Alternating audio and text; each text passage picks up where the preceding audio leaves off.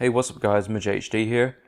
Today I'm going to be reviewing the Qantas 747-200B by Inflight in a 1 to 200 scale. Check the description in case you missed anything throughout this video. My Facebook, Twitter and Instagram links will be down there as well. I pre-ordered this from easytoys.com. This is my 33rd 747 model and it's my 9th Qantas model. Some information about Qantas. Their operations base is out of Mascot in New South Wales, Australia. Main hubs are Brisbane International Airport, Melbourne International Airport and Sydney Kingsford Smith. Secondary hubs are Adelaide International Airport, Dubai International Airport and Perth International Airport. And their focus cities are Cairns International Airport, Darwin International Airport and Los Angeles International Airport.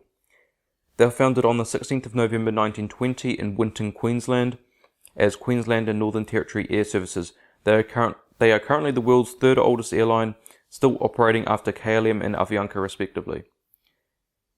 Their fleet as of the 27th of August 2016 consists of 123 aircraft. They have operated a total of 65 747s, 23 of which were 747-200s.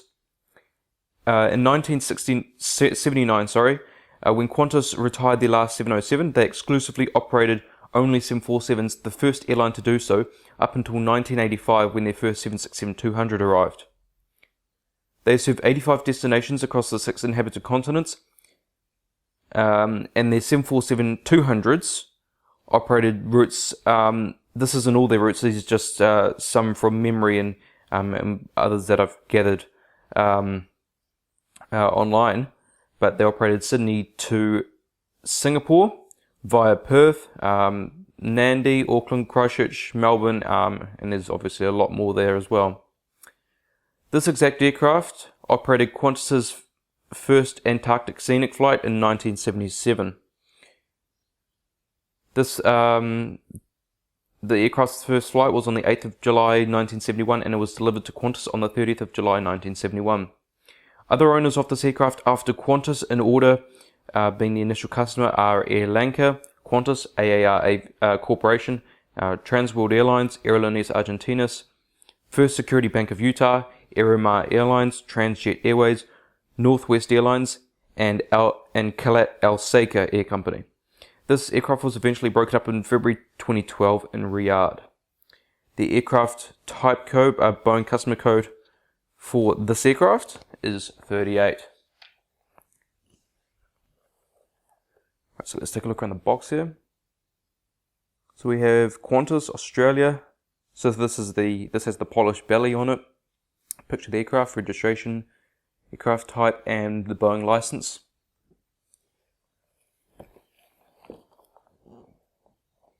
On the back of the box, there isn't much. Some warnings, Inflight 200. On the top. And on the bottom. I originally wasn't going to get this aircraft, but because it had flown to Auckland, and this was also the first 747 in Auckland, back in I can't remember the year, 1972, I think. I might be wrong, correct me if I'm wrong, please, but I'm pretty sure it was 1972 that Auckland received its first 747, which was this aircraft. And there we have the model. Alright guys, the model is now out of the box, and as with every in-flight model, you get a card, a limited edition card that comes with the model.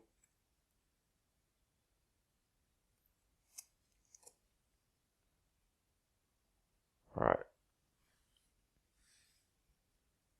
We're going to start at the cockpit windows on the port side.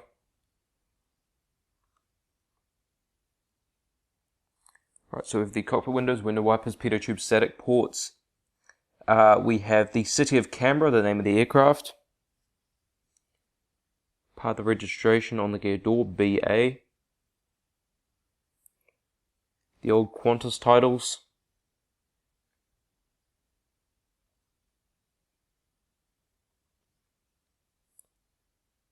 Also the logo here. It says Royal Air Mail because quite a few of the Commonwealth countries are used to fly Royal Mail, which is obviously based in the UK.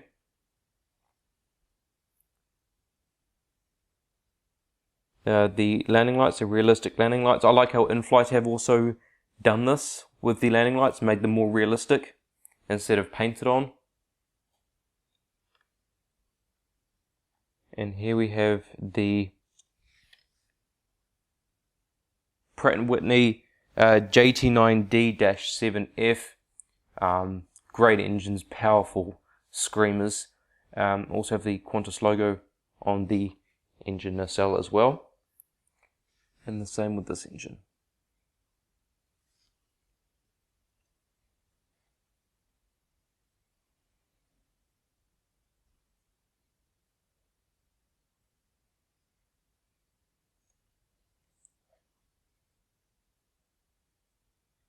And the engines do spin, which is good.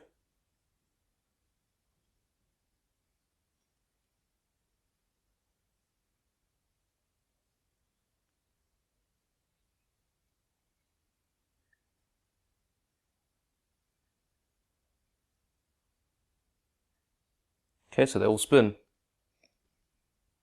It's fantastic to see. And the nose gear, landing lights.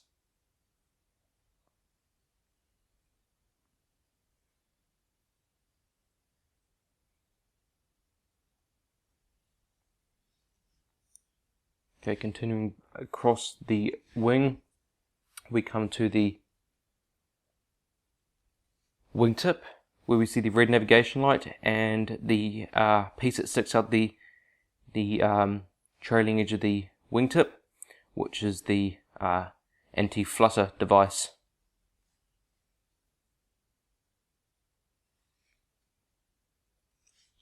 And back onto the fuselage.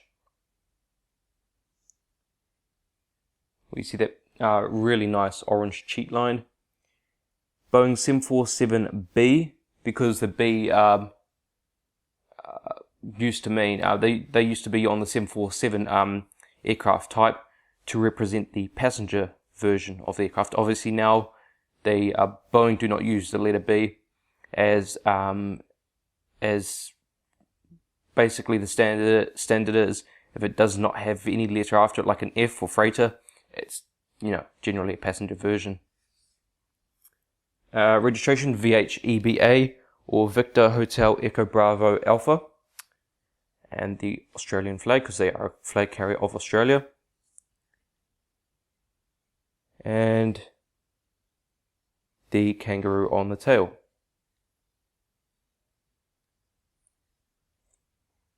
Let's take a look at the APU.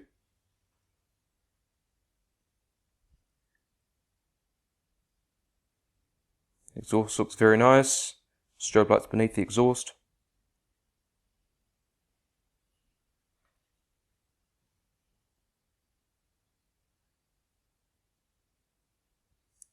And now to the cockpit windows on the starboard side.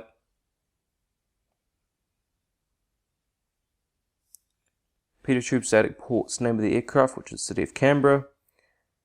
BA on the gear door, Qantas titles, Royal Mail logo, front cargo container door. There's the landing lights.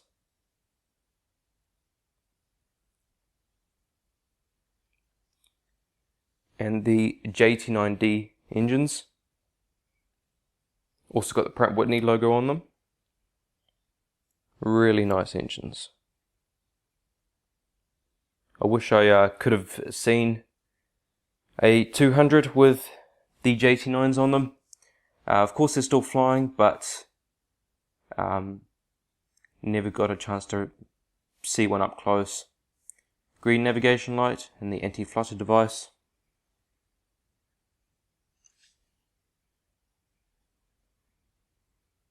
Rear cargo container door, bulk bin door, 747B.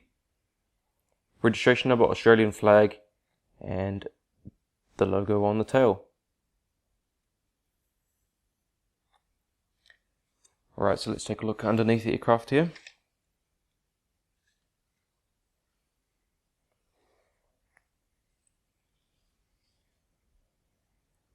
Okay, so we have the nose gear, nice polished belly, necker ducts, and then an antenna right there, Inflight 200 logo, beacon light, main gears, gear doors, hole for the stand, underneath the wings, flap slats, ailerons, also the Qantas titles.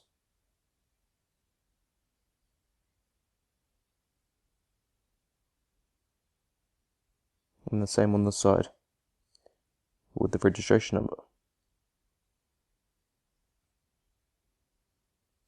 Continuing down, we see another antenna,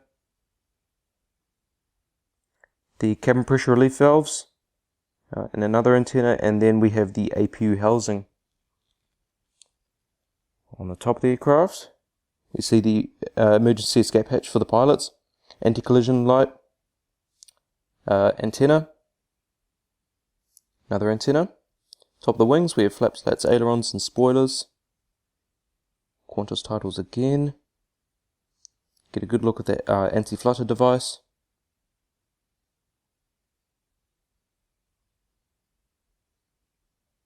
And the same on the side, but with the registration number.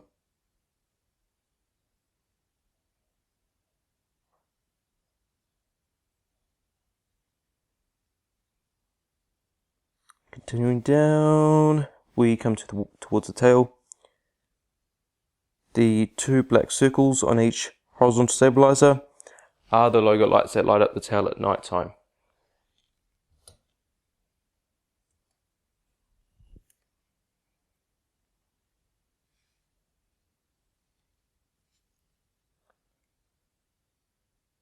Alright. Now onto the features of this model. Rolling landing gear. Does not tilt, but nose gear does swivel. And now onto the stand. We have, of course, the standard type of stand you get with in-flight models. It's all metal, Boeing 747-200, 1/200 scale. Like the last one, I think it was the last one, the in-flight 747-400ER. I just think they need to space out 1/200 scale and the Boeing 747-200 a bit more, because yeah, it's quite close to each other. Qantas, and that's the piece that fits inside the aircraft. So I'll put it on the stand now. Oh, and by the way, yeah, I screwed it on, as you can see, because it came in two pieces in the box. So it just requires to be screwed on, and then it fits easily into the hole. Just got to make sure it's sitting in there, because there's no sort of flapped surface like the JT Wings and Gemini Jet stands beneath it. So I've got to make sure it is properly in, and it seems to be. Alright. And of course, no magnetic gears, because Inflight do not supply removable magnetic gears with their models. Anyway guys, this is the review. I hope you have enjoyed. Please leave a like if you did. Comment, tell me what you think of this model. Tell me if you're going to get it. I recommend getting this model greatly. It's a beautiful model, such a classic, and I think you'll really like it. Subscribe for more. Lots of new unboxings to come, and share this video so that people know about it and see if they want to get it as well. This is just a stunning model. Anyway guys, I hope you have enjoyed, and I'll see you next time.